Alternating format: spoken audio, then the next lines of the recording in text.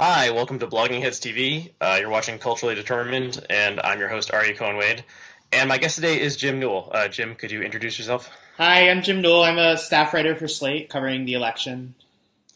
So, Jim, thanks for coming on, and thanks actually for coming back on. This is actually a redo. We had a tech disaster. But, second time's a charm. We're going to do it even better than the first time. Yeah. Okay, so the reason I asked you on today is I've been writing about the campaign extensively, writing about it every day. You wrote something recently about Romney and whether Romney might, kind of try to insert himself into this crazy process somehow. For the past 2 months, I've been going on and on in the same way that maybe the Unabomber had some unusual beliefs about my idea that Donald Trump actually doesn't want to win this thing. And I still think Mitt Romney is a more likely GOP nominee at this point than Donald Trump. So what is your perspective on kind of like what's happened over the past couple months with Trump poised to capture the GOP nomination? Well, I think it goes sort of in these waves of certainty and doubt. I mean, it looked like after, he won all the states early on that he was almost certainly going to be the nominee, but then Cruz sort of came back and Trump was stepping on himself a lot, and Cruz was really picking up a lot of delegates at the convention level, so that it sort of was looking like, okay, they're going to find a way to stop Trump on the first ballot, and then it'll be Cruz or someone else at the convention. But then, obviously, the campaign came back to the Northeast, Trump wrapped things up, everyone got out, and it became presumptive nominee status. But now, the last week, Trump has been making sort of a fool of himself, especially now that he has all of these senators and governors and other officials in the Republican Party who are tied to him. So they're very vocal when he steps out of line and declares that a judge in his Trump University lawsuit case can't accurately judge on it because he is of Mexican heritage, or as Trump would say, he's a Mexican when he's actually from Indiana. Okay. Why don't we get into that part? That has seemed to be weirdly. I mean, sometimes these things happen and they kind of build up, and then there's like the straw that broke the camel's back. This is not the most offensive thing Donald Trump has ever said. That this judge who is, assigned to to adjudicate some of the Trump University lawsuits he can't do it. Trump says this guy is biased because he is Mexican American. This is pretty racist. Maybe the most racist thing that a national politician has said since like Strom Thurmond's days. But if we're ranking the top 100 Trump offensive things, this is maybe number like 27. Yeah, but it is perhaps the most offensive thing he said since everyone in the Republican Party endorsed him. And now whenever they see reporters who are asking them, do you agree with this? Do you support him still? They don't really like that. So you've seen a lot of pushback against Trump, and you've seen sort of some veiled warnings. I think there have been a couple of people in the party, like a New Jersey Cruz chairman who said that the party should look for someone else at the convention. Mm-hmm. So Senator Mark Kirk who won the seat who won Obama's seat in 2010, which was a real kind of feather in the cap for the GOP wave of that year. He unendorsed. Can you recall in recent U.S. history a candidate unendorsing the presidential contender of their party? I can't. I cannot either.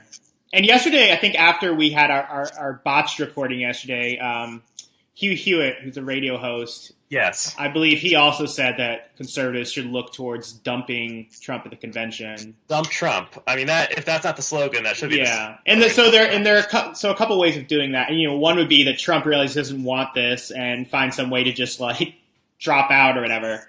And the other possibility is that at the convention, the Rules Committee, who can do whatever they want because it's their party, they can just unbind themselves and then vote however they want, which would be sort of I guess a nuclear option because that's a good metaphor. Okay. Yeah, it's my party, and I'll cry if I want to. It's their party. I think something a lot of people don't understand is that the nomination process, the convention, the Rules Committee, these are not laws. These are created by the parties. That's why kind of like some states have caucuses, some states have primaries. The Washington, D.C. Democratic primary still hasn't happened yet when the GOP the GOP primary in Washington, I think actually it was a caucus. It was a caucus, yeah. Washington, D.C. happened like 3 months ago. These are rules. These are not laws. These are rules. And there's a rules committee. and the rules committee can change the rules in the middle of the game. It's kind of like a reality TV show, if you will. Sometimes they change the rules. In fact, on the first season of the hit NBC show The Apprentice, I don't know if you watched that, but I did. I've heard about that. Okay, it was on when I was a sophomore or junior in college. They changed the rules halfway through. The team started off half men, half women. Well, here's the twist. They changed it halfway through, and they combined the teams so that it was men. It wasn't just boys versus girls. It was co-ed teams. Okay, someone who we know very well has thrived in the reality TV atmosphere, but now he's a contestant. He's not a judge anymore or the titular decider. They can change the rules. So here's what I understand that I think people don't understand. The delegates are bound, but they are not really bound by any law of man or of God. I should say, by the way, just like I think there may be like a few states or something where there are state laws about this, but yeah, okay, not enough. Going to be thrown in jail? I don't think so, but maybe they would have to pay a fine or something. So okay, $50 to the treasurer of the state GOP party in Pennsylvania or whatever. Yeah, that's not much when it's stopping the end of the GOP. So they can change the rules. People think that Donald Trump is the nominee. No, he's not the nominee until he's nominated at the convention. Well, there doesn't have to be a convention. The convention can be 1 day long or it can be 3 weeks long. This is not the Electoral College. These are rules invented by people, not enacted by the state or enforced by the state. Right. So the rules can change. That's my point. The rules can change. I mean, the obvious risk there is that when you tell people that their votes count, and then at the convention you say, we didn't like who you picked, and you just strip everyone of their binding and they vote for someone who can win, then you have riots. Well, yeah, and you may not have a political party anymore. So, well, is there really a grand old party anymore? That's kind of what I think. I mean, parties end. The Federalist Party ended. The Democratic Republican Party transmogrified into the Democratic Party, and the Whig Party ended. And there are plenty of other third parties, the Free Soil Party and all these other ones, and the Mugwumps and all these other people through U.S. history. I think 2016 is 1856. Thankfully, there's no question like slavery or something dividing the nation. But I think the GOP is very likely could not exist in 4 years. Is that crazy? I don't know. I don't think that's the case. I think the most likely path where we're headed is that Republicans lose this election one way or another, either with Trump. I mean, I would say almost certainly with Trump, or in the slim case that it's someone else who gets the nomination at a last minute putsch. But yeah, that's the term, a putsch. Yeah, I think so. But I think also then Hillary Clinton gets elected, then immediately, the party realizes, we hate Hillary Clinton, and they're unified again. And then they do well in midterms again, and then another presidential election comes around, and they fall apart because they can't get their act together in a primary. So okay, I was joking on Twitter. People have been saying for a long time that Newt Gingrich is Donald Trump's kind of like the most obvious nominee for the vice president. I joked on Twitter, but I was joking on the square. Okay, Clinton Gingrich 2016, a national unity ticket. We have to stop Trump. That seems more likely to me than Trump Gingrich. Trump Webb makes more sense to me than Trump Gingrich. I'm joking, but I'm not joking. Yeah, I'm going to interpret that as a joke because I don't think Hillary Clinton will pick Newt Gingrich. Okay, well, she can go many ways. This is a side note. She can pick Al Franken. She could pick Sherrod Brown. She could pick Elizabeth Warren. She can't pick Kirsten Gillibrand because they're from the same state. Yeah. But there's many options. She could pick Webb. That would be an interesting ticket. Clinton Webb. Yeah. She could go however she wants. But I think it's going to be a 48-state landslide. Maybe West Virginia will go for Trump if Trump is the candidate. I mean, do you think it's going to be a landslide pretty much no matter what happens? No, I think it's going to be probably pretty similar to 2008 and 2012, where it's, mostly very close races, though. No, they were not, but they were still, they were like 330, 340 electoral votes for the Democrat. I think it'd be like that with maybe another state or two added on. Okay, well, in '08, Obama won every swing state plus Indiana plus Nebraska, the single No, he did. vote in Oh yeah, the Nebraska. single vote in Nebraska. Yeah, And he won North Carolina. yeah, He won then Virginia, 2012 was everything he won 2008 minus Indiana and North Carolina. and that Nebraska vote. Yeah. Okay, do you think there's a state that Obama won both times that Donald Trump could realistically win in 2016? No. Maybe Michigan. Maybe Michigan. I mean, maybe I don't know. Water crisis. I mean, there's all that talk about has like strengthened the Rust Belt. I think that's sort of overblown completely. Yeah, so. I think yes. Yeah. John Cusick would have strengthened the Rust Belt. Okay, here's another piece of it. Like I said, I've been having this kind of half jokey theory, but joking on the square, that this is kind of like the movie The Producers, which was also a hit stage show in the past 10 years. Okay, for people who haven't seen it, it's an American comedy classic. The Gene Wilder and Zero Mostel characters realize that if they put together a Broadway musical that fails, they can make more money by kind of screwing the investors over, and they make this musical called Springtime for Hitler. And it's a total artistic disaster. You have women in like fishnet stockings who are dressed as stormtroopers, doing like a Busby Berkeley, swastika rotating around. It's hilarious, but it's a very dark comedy. Shockingly, in the movie, it's a smash success. Everyone loves it, and they get their plan falls apart. That's my best metaphor for what's happened in 2016. Donald Trump did not want to win the GOP nomination. He does not want to be president. He wanted to have some fun, have some influence, have a little power, sell a lot of hats, receive the adulation of millions. That's really what he wants. He wants love and adulation and respect. He doesn't really want power because he has enough power already. He wants to play golf. He wants to have sex with women if he's still physically able to. He wants to fly around and hobnob with wealthy people and go on, the Don Imus show or something like that, Morning Joe. He doesn't want to be president. There's a peaceful link to that by someone, a former PR communications person for Trump, who lays this out more or less as I'm saying it. It was published on ExoJane. This piece, I think, is a key primary source document for the 21st century American history. I don't think he wants to be president. Do you think he wants to be president? I think he wants to be president without having to do anything that a president has to do. I think he fancies the title of President Donald Trump, obviously, and he likes the perks. How about Grand Marshal? Marshal Trump. I think he likes the idea of the photo ops and just the idea of being the most powerful person in the world.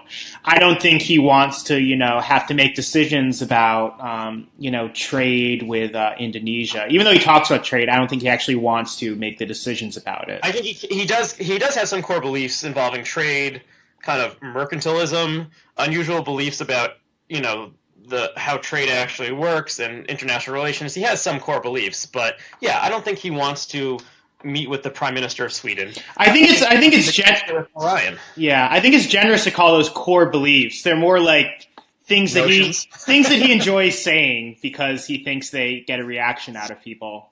Well, he has beliefs about power. That there's an interview that he did with Playboy, I think, after the Tiananmen Square massacre, in which he essentially said that China showed that they were powerful by, massacring the protesters. Yeah. So I think that kind of is a core belief of his, that you need to project strength. Oh yeah, and he liked he was also really taken by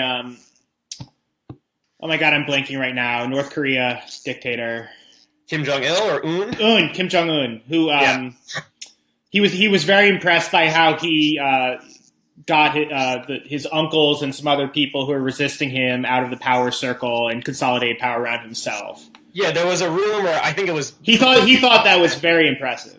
There was a rumor that Kim Jong-un fed one of his uncles to a pack of rabid dogs. I think that was proved to be not true, but that's what happens in North Korea. Okay, the scion of a wealthy family with unusual hair. There's some linkages between Kim Jong-un and Kim Jong-il and Donald Trump. We'll put that to the side. Okay. So anyway, if we think it's the producers, then there's been catastrophic success. Trump didn't want to win. He wanted to get second place. That's what this article that was published on ExoJane contended. I believe it. He doesn't really want to be president. Okay, postulate that. Obviously, Reince Priebus and Paul Ryan and Mitt Romney and John McCain, et cetera, do not want him to be president. The majority of the delegates, bound or unbound, don't want him to be president. What's the most likely thing to happen? I think it's that he does not become the nominee. I think he does, for all of his recklessness, he does sort of have an instinct when he knows he's cornered. If you look at what happened after Wisconsin, when he put his foot in his mouth a lot, called Ted Cruz's wife ugly, right. Did a whole bunch of other stupid things, and then he got trounced in Wisconsin, and then after that he sort of laid low for a while, restructured his campaign a little bit, put Paul Manafort, who's sort of the veteran, in charge a little bit more, and he came back and he was able to, just sort of coast through. He was able to not egregiously go out of his way to be terrible for like 2 weeks, and they coasted through. Rein it in. No, and natural instinct is to shoot from the hip.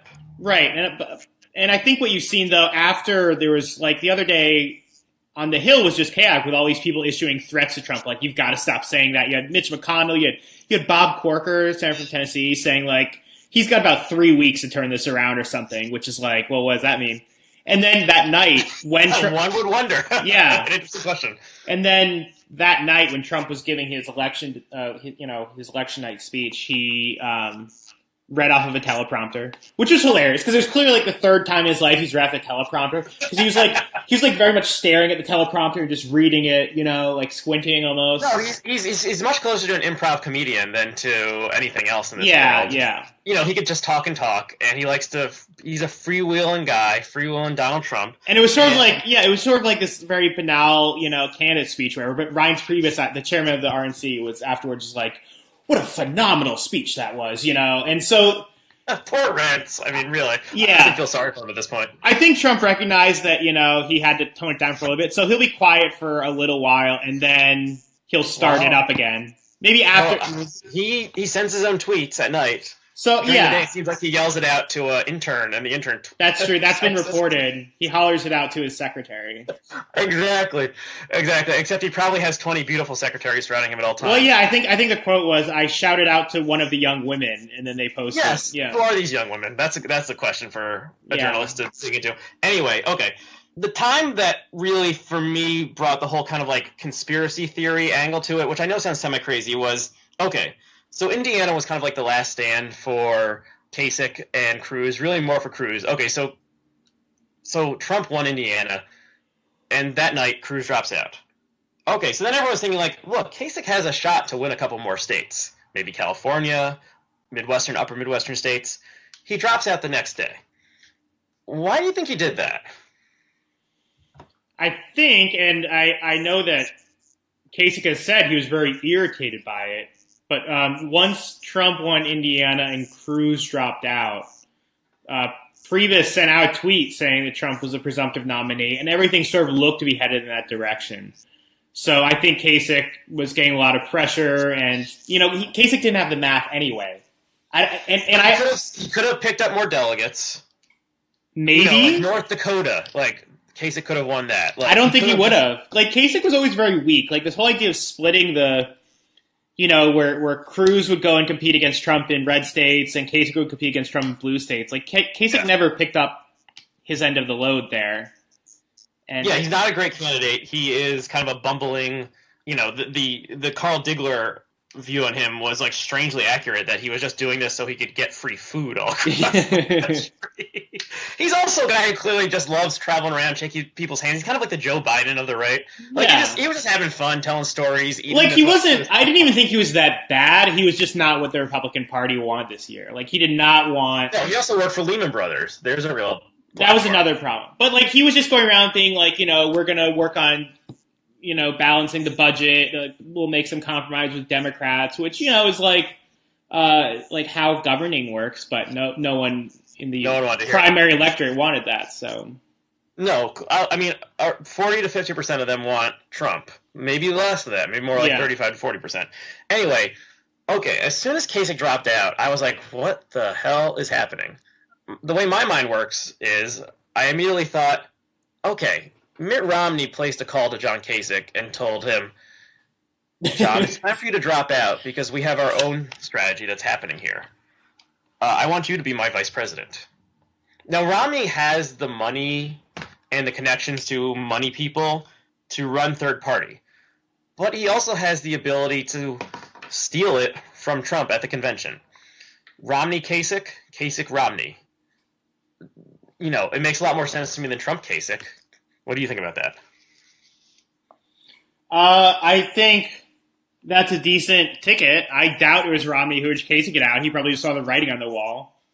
But why didn't he stay in for like a couple more weeks? He could have done it. Like, people would have given him money. There's anti-Trump energy out there. Why did he say the next day I have to drop out? I mean, Bernie Sanders hasn't even dropped out yet. Yeah, he was much further behind than Bernie Sanders was to Hillary Clinton. I mean, if you look at it like when Trump... Sanders has been mathematically eliminated. Like, he is if he thinks he can still win this, then he is a fool. I know, but Kasich is not a fool. Kasich was mathematically eliminated in like early March or something. Like on the night of the Indiana primary, I think at the end of the night, Trump had about 1,100 delegates, and Kasich had about 150. Like, he was mathematically eliminated a long time ago, and his whole rationale for staying in was that he and Cruz would siphon enough delegates from Trump, and then they go to the convention, and the delegates who would want someone who could actually win in November would turn to Kasich. That still seems very likely to me. Okay, if we remember that these delegates, this is not okay. The Electoral College is actually you elect humans, but they almost never change their votes.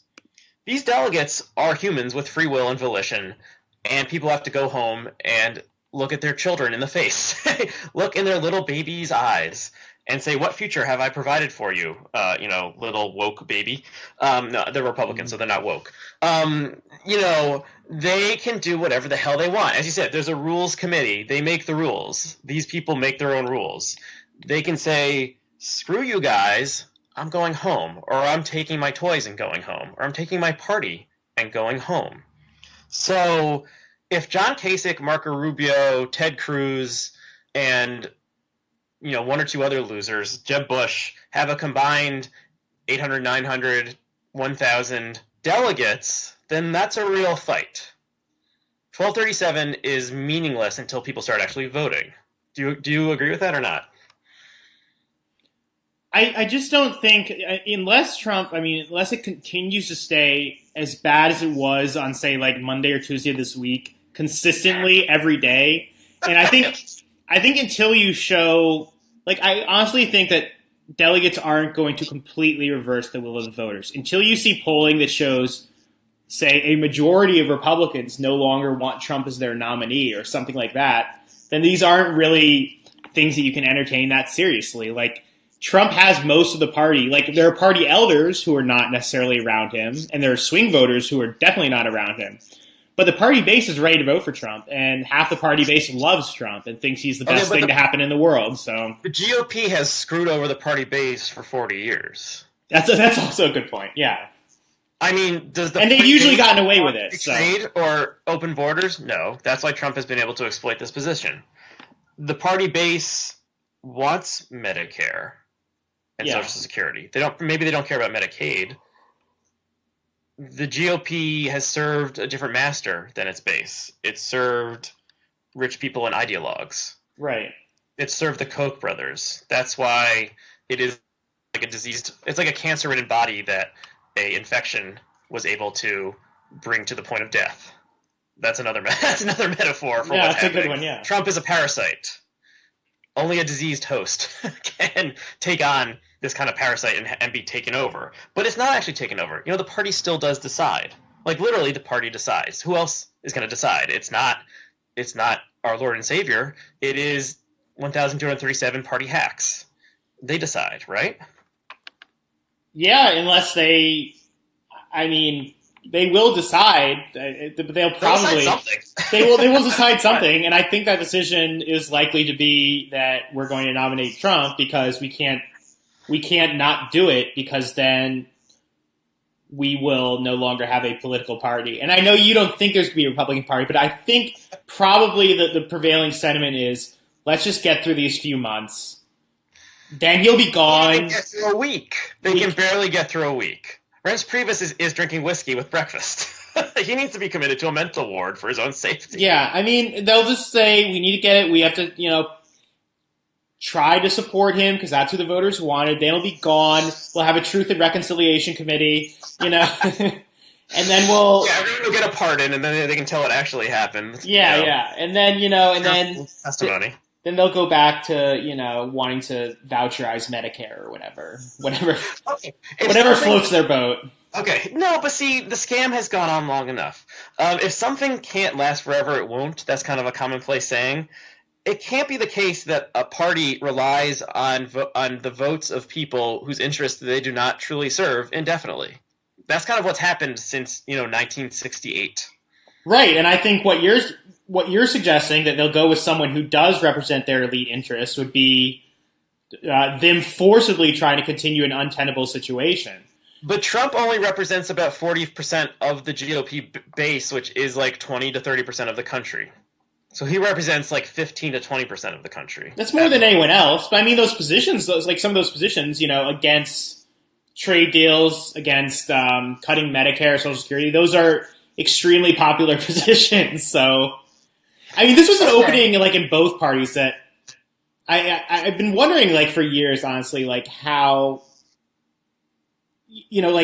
protectionism, even if it's a bad idea, is extremely popular on both sides. For sure. And I've been wondering how long it would take. Rejected by the American people. Yeah, I've been wondering how long it would take for someone to exploit that to its fullest, and now they're doing it. And they have to, It's weird that it's happened this year and not 2012. It's like the American economy is doing pretty well. It's just weird that this is bubbling up now. I think Trump is a sui generis person. I mean, I had a little tweet storm that went semi-viral after he retweeted it.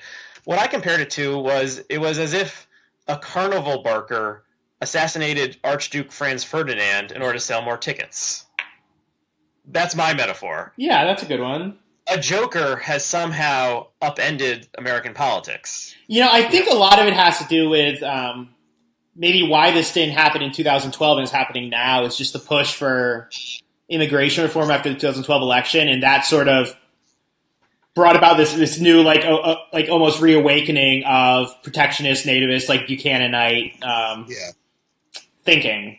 It's weird that protectionism and anti-immigration, go pretty closely together. So sure, it's weird that in both after the 2004 election and the 2012 election, Bush and Obama both said immigration reform is going to happen, and then it was thwarted both times. I mean, it's just kind of weird that that's a historical echo only 8 years apart.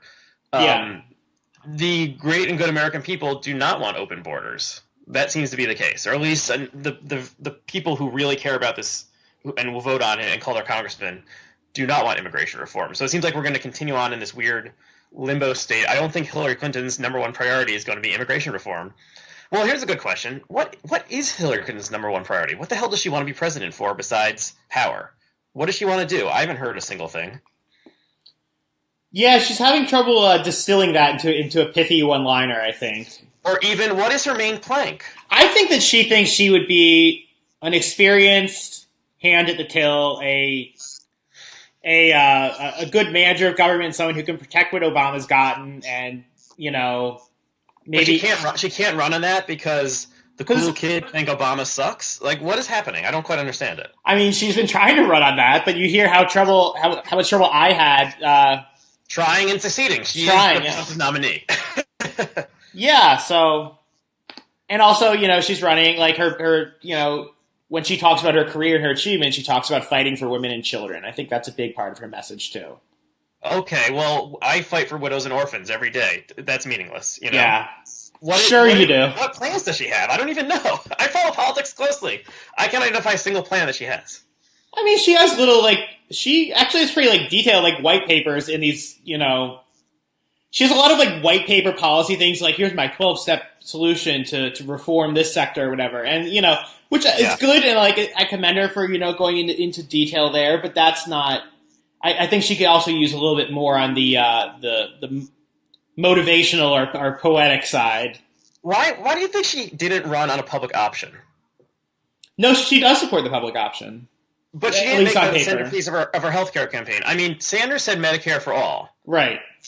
Why didn't she just say public option? I mean, that's what. Well, she has been recently. Yeah, she has recently said that she supports public option. She also said that she would support Medicare buy-in for people like 45 and up or something. So I mean, she has these these sort of middle ground policies or whatever, but they sort of like ameliorist liberalism, centrist liberalism that the online world hates. Yeah. But honestly, I mean, here's something that I've noticed since I'm not in the Beltway or in New York City. I'm out here in the wilds of Western New York. I think a lot of people who follow politics closely or people who are paid to talk about politics for a living don't understand this. The average American doesn't care about politics at all. The average American spends maybe 15 minutes paying attention to the news every day. They have other shit to do. They need to get their children to bed every day. They don't know what the public option is. They don't really understand what free trade is. Maybe they understand what immigration is. They have a vague understanding of all. They're not stupid. They just don't have the time or the mental bandwidth to handle this shit. The metaphor I've used, I think I stole this from Chris Hayes, was that, the average American follows politics in the way that the average American follows like a sport they don't care about at all, where they're kind of like, oh, it's the NBA Finals? Like, who is it? Yeah. Like, that LeBron, that guy? That's how the average American feels about politics. They are, like, checked out for 51 weeks a year. And then, like, it all comes back. To the average American, Hillary Clinton is not the person who masterminded the 1994 welfare bill. Hillary Clinton is a steady hand at the tiller. We remember her from the 90s. Her husband treated her badly, but she stood by her man. And she knows a lot. She was secretary of, what is it? I don't remember exactly. But I remember, she did something. Yeah. This is how the average American thinks about politics, in my opinion. Oh, I think you're right. But although I think it also depends, like, the average person might also think, oh, Hillary, she's that crook, or something like that. Exactly. But that's the average person who Hillary could never win over. Right. I think Hillary's going to run, if it is Trump, which I still don't think. If it's Trump-Clinton, it's going to be Nixon 68. Clinton already has some Nixonian tendencies. Yeah. Dick_Nixon on Twitter is much closer to Hillary Clinton than to Donald Trump or Mitt Romney. Mm-hmm. She was a Goldwater girl originally. Yeah. So she is kind of a center-left person. It depends who she picks. If she picks Warren as VP, then that shows that she thinks there's, she's afraid of an opening on the left. I mean, Jill Stein is out there. Sanders could run third party. He's not even a fucking Democrat. Yeah, he's not going to. Okay, well, that's interesting. She needs to protect her left flank. So that means Sherrod Brown, however you say his name, Elizabeth Warren, Al Franken, Yeah, I mean, I think showing how her popularity among Bernie supporters and the need to bring Bernie supporters, I think Elizabeth Warren's star is rising in the last couple of weeks. Especially because Warren has proven herself to be very good at going after Donald Trump. So for sure. Two women on a ticket would be double American history, and against a clear misogynist, right? And someone who, I mean, do you remember that someone asked Trump whether he had ever paid for an abortion?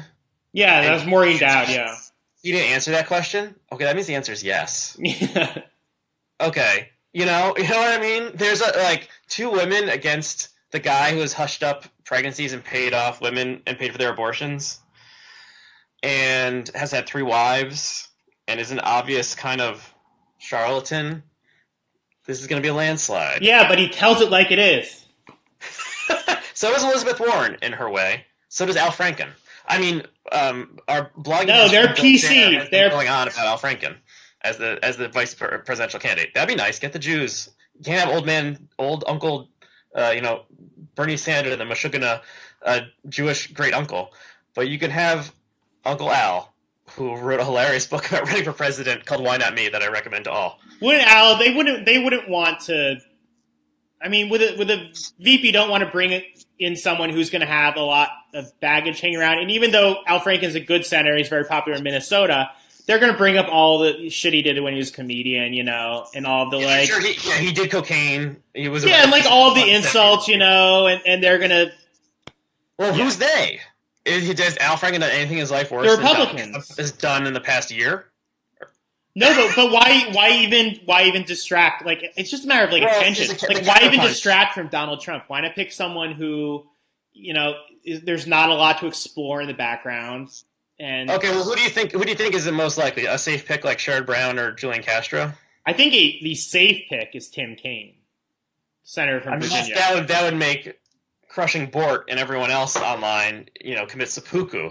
Yeah, I don't think Tim Kaine. Like, I think a lot of times people confuse Tim Kaine for Mark Warner, and Mark Warner is probably a little more conservative. Oh yeah, maybe I am confusing them. No, but I don't think you're alone. I think there is an impression that Kaine is like a conservative Democrat. He's not really, and he's a pretty. I don't know. I like Tim Kaine. So. Okay, what about Jim Webb? Is that crazy? Yeah, that's crazy. They're not going to do that. I don't think Jim Webb even likes the Democratic Party anymore. He was the Assistant Secretary of the Navy under Reagan, yeah, and then he came to be a Democrat because there was a Democratic, nomination available in Virginia. Iraq. Am I right about that? That his son was killed in Iraq, or did his son just live in Iraq? I'm not sure. He was in Iraq. Yeah. Maybe his son was not killed. Maybe I have that wrong. Apologies to all involved. Okay, his son served in the military. He served in the military. He was disgusted by the Iraq War. He is kind of a Scots-Irish, old school Democrat. But I mean, he could be Trump's nominee for vice president. He could be Clinton's nominee for vice president. It's kind of an unusual position that he occupies. Also, he's kind of a joke, and everyone thinks he's a joke, but he's not a joke. He's a badass. No, I don't think he's a joke. I think he just. I mean, he talked about shooting a man during one of the debates. That was basically the only. Yeah, that was great. Yeah. Okay. The man is a badass. Okay. Don't cut Jim Webb off in traffic. I think Jim Webb just doesn't. He just feels out of place in the Democratic Party now. And okay. Do you think he could launch a third-party bid or something like that? No. Okay. It depends what he wants to do with his time. I think I don't know what he does with his time. He's also a novelist. I think he likes writing books, Jim Webb. So he can. Yeah. Well, we need someone. I mean, we need Jonathan Swift or something to write the Game Change 3, because Halpern is not going to do a good job this year. I mean, Al Franken is the person to do it, I guess. Okay, we've been going on for a while. My crazy theories. I'm going to just put my marker down. I do not think the GOP nominee will be Donald Trump. I think it will be Mitt Romney, or maybe Rick Santorum, or maybe Scott Walker. It's not going to be Paul Ryan. He has a good job. Where does Rick Santorum come from? Briefly. He was the runner-up in 2012. He doesn't have a political future. He's a good Catholic man who believes that gay marriage is the same as man on dog. I mean, he's kind of a joke. Like, his name is Dan Savage turned his name into a sexual euphemism. Yeah. But he's the obvious kind of, sacrificial pawn type person, fall on your sword. Romney is the person who thinks he can save the country. Santorum is the person who it's like, okay, we're going to lose anyway. Let's just give it to Rick. And then maybe he'll go away. Exactly. All right. I mean, if you run for president and you lose, you're still in the history books. What about that'll be redemption for Santorum instead of being a frothy byproduct of lube and feces? He will be in the history books. I think what's going to happen is mention Santorum. I think that Trump is going to be nominated. It's going to be up and down. Like the rest of the year, I mean, it's gonna be like a patient who's just had major heart surgery or something, and every day you're not sure if they're gonna actually, croak for good. There was something in Bloomberg yesterday. Like, his advisors are worried that Trump is just going to announce his VP on Twitter without telling anyone. And yeah, that's definitely happening. Okay, well, I was joking about this. But this is only 75% joking. Okay. Ivanka Trump is going to turn 35 in October. Trump 2016. I wouldn't be surprised. She's obviously smarter than he is. Yeah, she's fine. She is Marine Le Pen to his whatever the hell the elder Le Pen's name is. Old man Le Pen. Almost literally, she is very attractive. She's Jewish, so that's a little different. But she's married to the scion of the New York Observer and New York real estate Kushner clan. She has a bright future in American politics, I think. Yeah, I would agree. the elderly orange man who has captivated captivated the souls of left and right, or whatever the hell. I don't know. Who do you think is the most like? Okay, if it is Trump, who do you think is the most likely vice presidential pick? I was thinking it was Newt. Okay, but Newt just like dropped a bomb. No. See, they've been fighting now, so I don't think Trump's going to like that. So no, Trump obviously. I mean, Omarosa. That was my other joke. Yeah, I don't know if you watched The Apprentice. I did. Omarosa kind of knows her shit. Yeah. I mean, my guess is like there's never been an African American vice presidential pick before. That would be history. That's true. That would be historic. I think he may look at like Bob Corker or someone who's like a good senator and a grown up. I just don't know if Bob Corker would want to be like, oh my god, do I really? You would want to say yes. That's the thing. You have to say yes. Yeah, and I think some of them are idiots, but some of them are not. Bob Corker. The thing. I think like Newt is the one who will say yes. So it has to be someone with nothing to lose, essentially. Yeah. So okay, Newt, Jim Webb, one of his children, Melania. Can a vice president be nominated if they weren't a natural-born citizen? There's a good constitutional question. I don't even know. What's Marla Maples up to these days? There's lots of different options out here, but it's not going to be a boring Midwestern senator. It's not going to be John Kasich, because John Kasich could maybe become president in 4 or 8 years. It's not going to be Scott Walker. It's not going to be anyone who has any kind of hopes of future political success, I think. Because I think there's like... It's sort of a question of, competing moral responsibilities. Like, is it, you don't want to associate yourself with Trump and you want to stay clear of it, but it's also like this guy could be president. Should he have someone at his side who, like, knows what the fuck they're doing? Yeah, okay. Well, Dick Cheney, that's what comes to mind there. I'm sure Dick would be up for it. Dick Cheney would love to be president again. Exactly. Okay, here's the other thing. If through some unusual series of events Donald Trump somehow wins the presidency, he's going to be impeached within a few months, I would think. Yeah, weeks, I would say. And then the vice president, whoever it is, that's the path that Paul Ryan becomes president. Yeah. Okay, then they impeach Vice President Omarosa as well. And who's three in line? Well, it's Paul Ryan. And then finally, Social Security can be reformed. Finally. Just what the American people have been craving. Yeah, and then there really will be riots in the streets. Yeah. Okay, so we're probably reached about the end of our time, and I'm obviously become kind of extra loopy. Is there anything else, like, am I crazy? Like, should I have myself committed? What are the odds of my crazy theory? I don't think you need to be committed yet. Yeah. Give it a couple more weeks. I think if Trump is not the nominee, if they unbind themselves or he drops out or something, then you deserve a ticker tape parade and Nate Silver's job. So. Oh yeah, Nate Silver. Jesus Christ, give me a break. Well, let's not even get started on Nate Silver. No. Yeah. I mean, poor Nate, poor little Natey. He was showed up by a couple of Brooklyn comedians who invented a pundit named Carl Diggler. Well, now you're gonna have his job if your loopy theory comes through. So yeah, I should take over 538, I think so. And Nate will go back on the burrito beat, and he can travel the country eating burritos. Have fun. With your ESPN money, yeah, that'd be great. Exactly. He should have stuck. Okay, he got lucky. He should have stuck to burritos. All right. Well, we should actually wrap it up now. But the answer is yes. You're a crazy person. God bless you. Nate Silver, send me some free burritos or something if I'm right. Yeah. Nate Silver should take me out to the best burrito place in the country if I'm right about this. That can be my reward. Deal. Okay. I'm answering for him. Yeah. Yeah. I don't know if he's Copos Mentis at this point that he can accept such a deal himself. Okay. Well, Jim, thanks so much for coming on. Where can people find your stuff? It's Slate Magazine, Slate.com. Slate.com.